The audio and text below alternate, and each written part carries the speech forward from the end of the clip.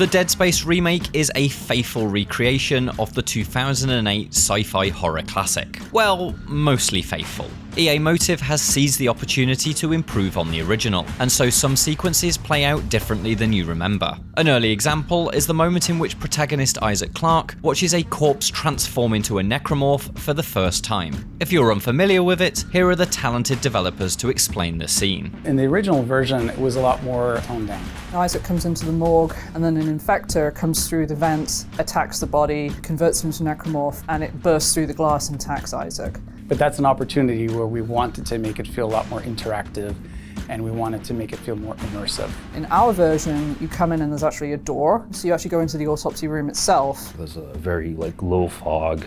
It's kind of eerie. You enter the room where he's at. He rolls the body over to retrieve the rig on the captain's back.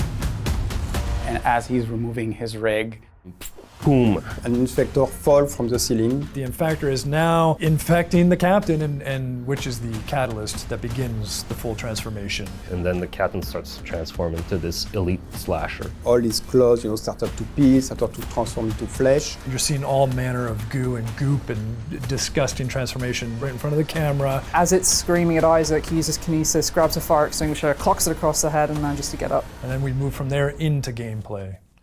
Quite visceral.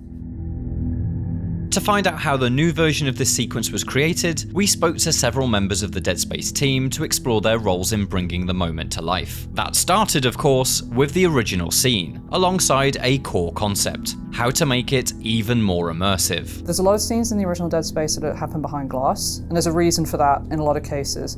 But where possible, we want to bring that action out. It kind of leads into the through line of telling the story of what the necromorphs are. What are these things? Where do they come from? Oh, they're transformed corpses. This is the first time we're seeing a full transformation. We wanted to make sure we conveyed just how bloody, disturbing those transformations could be. It's also possible to miss that transformation in the original. You could walk into the morgue and just be like, oh, well, I'm going to look at what's over there. It also means that a crucial piece of information can get lost, which is these things are transformed corpses. You see bodies on the floor, and you feel compassion for them. And now everybody on the floor is a potential threat. that's one of the things that from day one we wanted to have a lot more in the game. We said this would be a good opportunity to do that in that scene, where you actually get to see the captain transforming, and then really surprising the player. With all the goals of the scene established, it was now the job of the narrative team to come up with the exact step-by-step actions of both Isaac and his necromorph foe. The plan was for this version of the scene to better communicate the terror of being confronted by a freshly transformed necromorph, as well as improve the portrayal of Isaac and his capabilities. We want to bring this scene out from behind the glass. Okay, well then how does that look like? How does that feel? How do we want the player to feel? How do we want Isaac to be seen? So kind of with that in mind, I talked with Joel McMillan a little bit about it. Obviously he's going to be disarmed in that moment, but obviously Isaac's never completely disarmed. He has kinesis, and it was immediately a really great sort of visual of him, even when he's sort of helpless, to grab that fire extinguisher and go for it. And it was a really good chance to kind of show how quick thinking he is, even in, I don't know about you, but I'd be pretty paralyzed in that kind of moment. I began blocking down some storyboards. I had some movements in my mind that I really wanted to see the captain go throughout his transformation. I had I got, just in my own home, we're all working through COVID, so we're all at home. So I had my girlfriend take photos of me acting out the transformation. I would sketch over those with the limbs of the slasher, because I didn't have the same amount of appendages as a slasher would. So I'd have to draw in the arms and show where the animation would be going on those arms and where the weight was and all that kind of thing. There's a lot of back and forth with them about what we want that scene to be. Every scene is an opportunity to develop Isaac's character, show who he is, as well as really getting that terror of a necromorph transforming inches away from your face. Moving Isaac into the room and just inches away from Captain Matthias would mean players would see every single movement in detail. To achieve results that would stand up to such close scrutiny, this entire sequence needed to be performance captured. But this wouldn't be a simple sequence, as one of the actors would somehow need to become a corpse with blades for arms.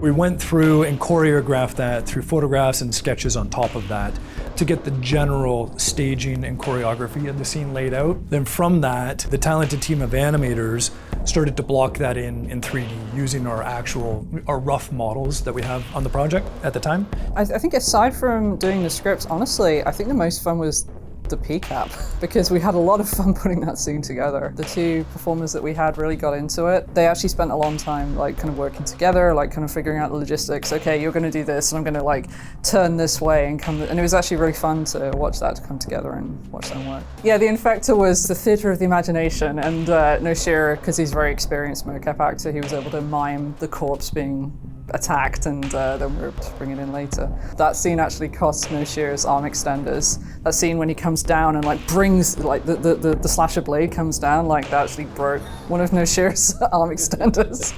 To make this scene work as the team envisioned, the camera would need to be uncoupled from its usual over-the-shoulder position and move around Isaac and the Necromorph. Thankfully, EA's in-house engine was able to be adapted to the team's needs. In order to show just how disgusting and visceral and horrific that sequence could be, we needed to get that camera as close as possible to the captain. And so this sequence was also a test bed for decoupling the camera from Isaac's shoulder and trying to find our camera language. What is our camera behavior and camera language going to be when it's not player controlled on the back of Isaac's shoulder? With the performance capture data and tools ready, it was time for the art and cinematic teams to put the scene together. Because there's no dialogue, all focus would be on the visuals, and so the artist worked hard to ensure every element of both Isaac and his gruesome foe were rendered in the most realistic way possible.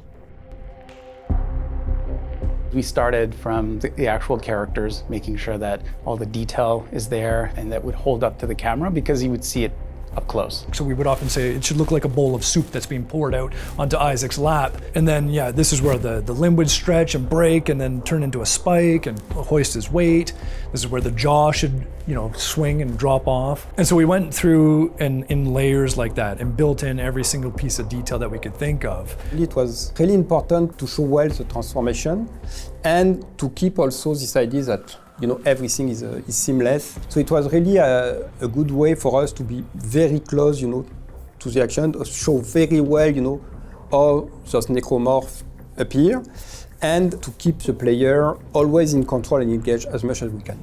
That desire for a seamless transformation meant that there was no way that the captain's model could be swapped out for a necromorph. That corpse had to morph into a space zombie in real time. But thanks to the game's new peeling system, the art team had everything they needed to create a realistic transformation scene. Whether it's that transformation or any other necromorph in the game, we started from scratch. We started from the base layer, building the skeletal system that's accurate to that character. And then we built the muscles, the layers of fat, sinew, bones, all of that stuff is built layer by layer so that in the game, depending on the weapon you use, you get to dismember them in kind of the way that you want to as a player. The challenging part was making sure that it holds up because you do get to see it quite close. The rest of the game, you'll usually dismember the necromorphs at a distance, but in this one it really was up close and personal. So all of that had to work perfectly, the timing of it, the lighting, the effects, animation, the entire scene had to look flawless. Beneath all that artwork is a serious amount of technology, and the technical team worked in parallel with the art team to ensure that all of the animations would play out flawlessly.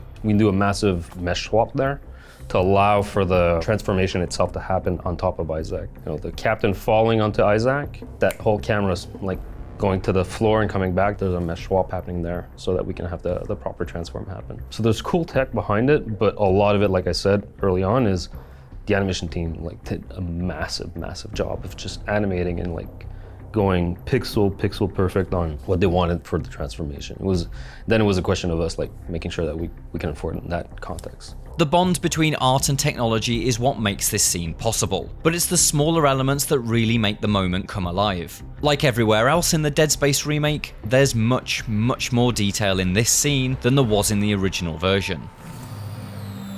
When you remove the rig, from the captain, it's a kind of some clips that you detach on the back. Suddenly, for me, it gives in my imagination a logic of, okay, it's logical. It's attached by clips, and you can remove it like this. It feels like natural and logic.